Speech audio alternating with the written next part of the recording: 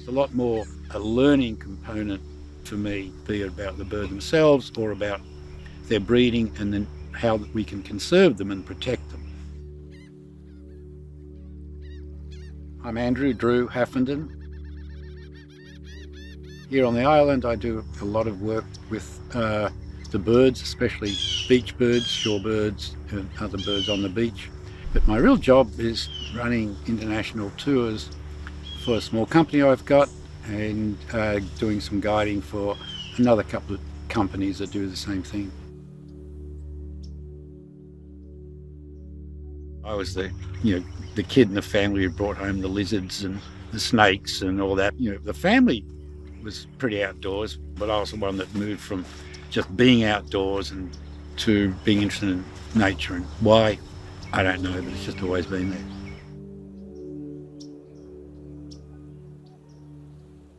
I knew my birds in Australia, but I was a naturalist, but my main interest was mammals.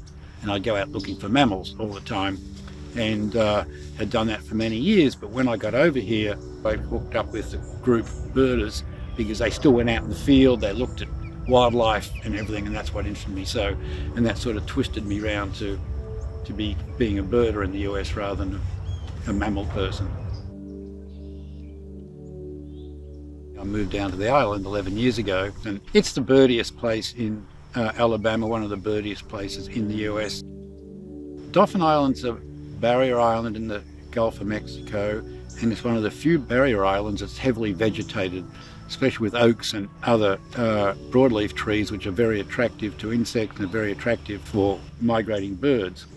They start off in the Yucatan, millions of them, and when the weather conditions are right, they fly across the Gulf about 600 miles, and mostly by the time they get here, they're pretty hungry and thirsty, and they want to stop in the first habitat they see, because they can't stop anywhere in the Gulf. One of the first places they see if they're flying north is Dauphin Island.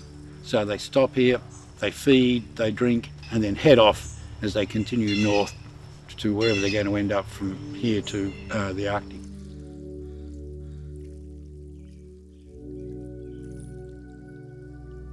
The count for the island in total is about 330 birds, 335 species been recorded just on Dauphin Island. I've seen over 300 of them just as one person.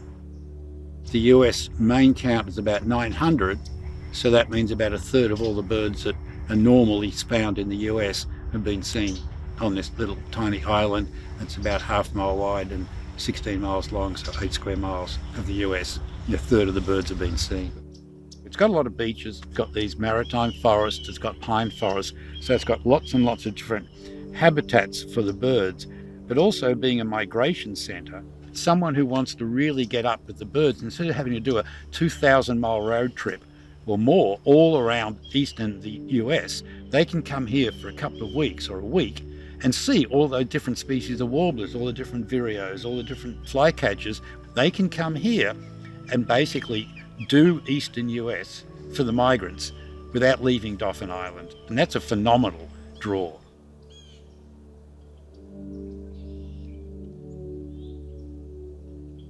Curiosity almost seems a little bit focused. It's more a general interest in life around me rather than curiosity per se. Why does this do exactly this? It's more enjoying knowing why the bigger picture operates. I don't see anything that's unnatural in the world around me. Everything is natural.